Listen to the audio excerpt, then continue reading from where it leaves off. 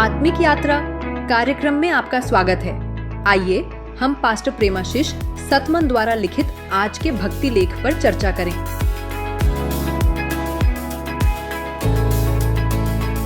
Praise the Lord. आज हम एक बहुत ही ज़रूरी विषय पर बात करने वाले हैं।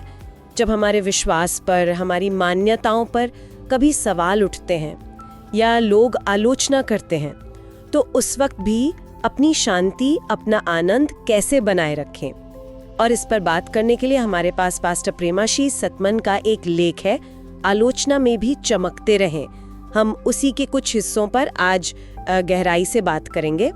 हाँ, तो मकसद यही है कि पास्टर सतमन के नज़रिए को समझें कि कैसे नकारात्मकता के माहौल में भी हम पॉजिटिव रह सकते हैं, अपने विश्वास पर टिके रह सकते हैं। कई बार होता है ना ऐसा, जब शायद अपने ही दोस्त या करीबी लोग हमारे विश्वास पर सवाल कर देते हैं।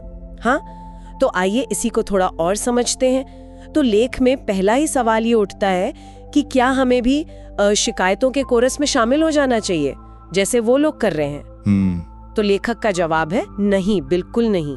और वो हमें नीति वचन 15.1 की याद दिलाते हैं। हाँ, वो आया। हाँ, कि कोमल उत्तर सुनने से क्रोध शांत होता है, पर कड़वा वचन तो क्रोध को और भड़काता है। सही बात है। कठोरता का जवाब कठोरता नहीं है, दयालुता से, नरमी से जवाब देना।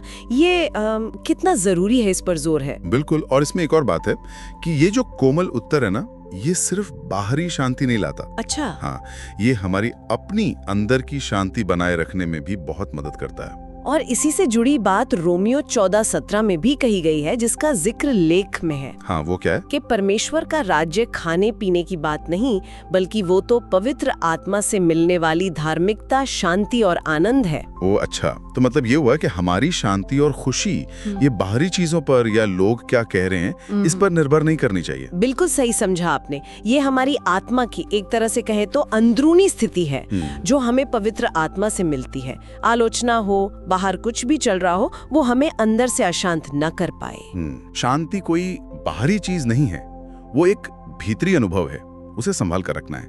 ये बात तो ये बहुत गहरी है। और इसी को समझाने के लिए लेखक ने एक बहुत ही खूबसूरत मिसाल दी है। हाँ, वो लाइट हाउस वाली।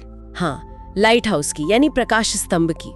जरा सोचिए ना, समंदर में भयानक तूफान है, लहरें चट्टानों से टकरा रही हैं, तेज हवाएं चल रही हैं, कितना शोर है। हाँ। पर इन सब के बीच वो लाइट हाउस, वो एकदम मजबूती से खड़ा रहता है। बिल्कुल अडिग।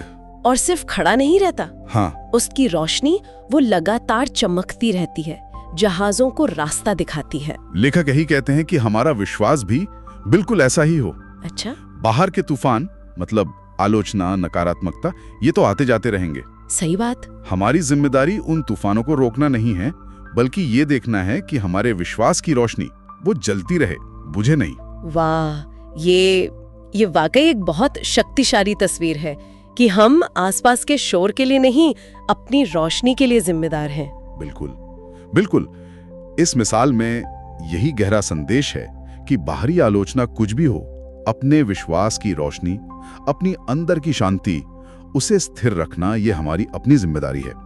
और फिर लेख कुछ व्यावहारिक कदम भी बताता है। जैसे जब आलोचना हो तो बस मुस्कुराइए और आगे बढ़ जाइए।